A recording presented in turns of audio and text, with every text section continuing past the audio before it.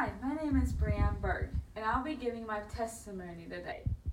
The question I would like to ask you all is, do you think you're a good person? Because I think I'm a good person. I feel like I've done some good deeds in my life and stuff like that, but the question is our good works and stuff going to get us into heaven? And if I ask some majority of the people in the world, they're going to agree with me, yes, your good works are going to get you into heaven. So then I could say, like, okay, well, so saying that my great-great-grandfather was a minister, my great-grandmother, and then also my pap was a minister, and my brother is in the ministry, let alone my own husband is in the ministry. So therefore I could say, you know what, I feel like I have a good platform. I could, do some good deeds in my own church and make my way into heaven. But you know what?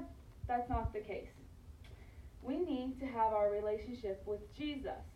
So I remember when I was just very, very young, about just 6 years old.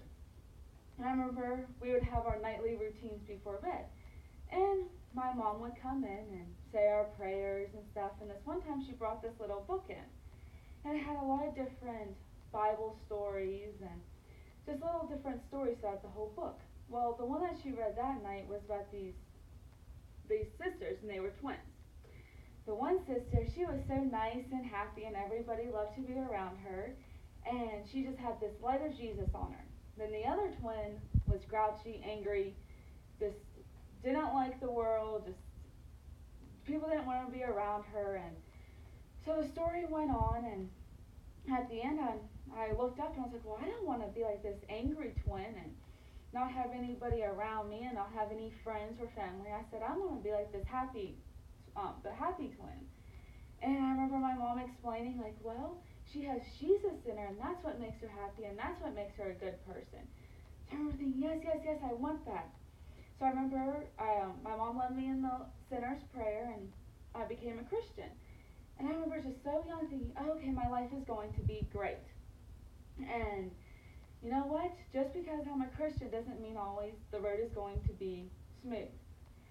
So I remember growing up, and my life was great. I had a wonderful childhood and teenage years and stuff, and I think I was around the age of 15, and then my parents got a divorce.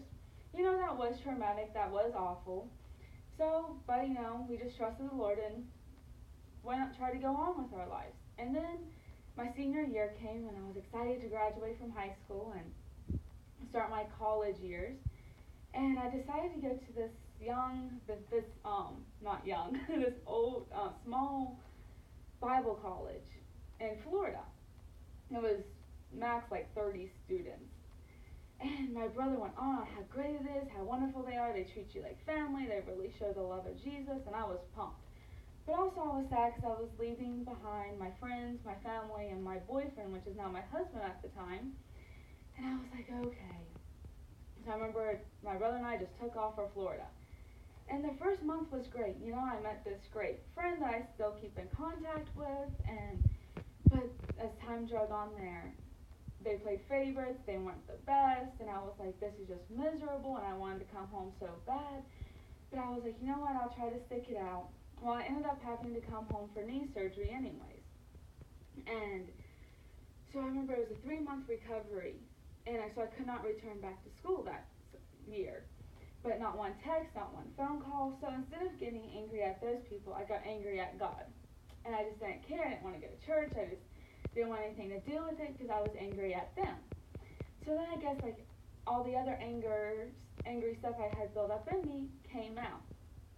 And I was like, okay. And I just was like going on with my life. I didn't care or anything. And it wasn't until that year a year later, I went to my church camp. And I remember we were talking about joy and stuff. And I was like, man, I really want that back. And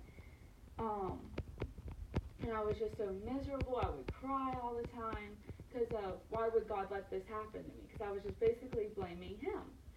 And I remember I just really wanted my joy back. And the one thing that always stuck with me till this day is my mom said, you know what, people are going to disappoint you. Everybody in this world is going to disappoint you, but Jesus never will.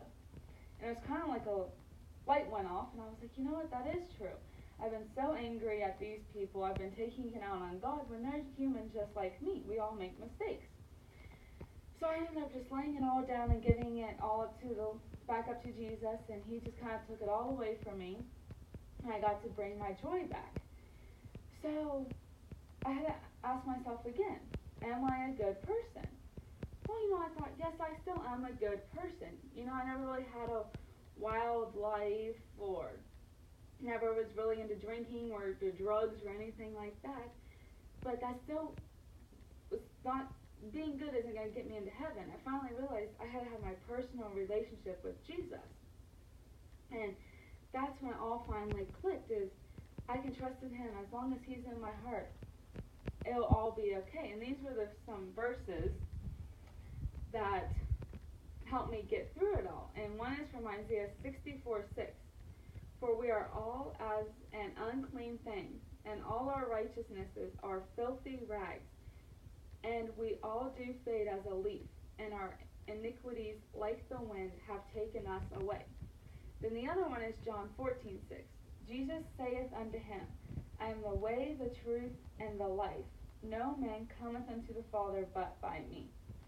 So, we can all be a good person, but by the end of the day, we all need to realize that we need Jesus as our personal Savior.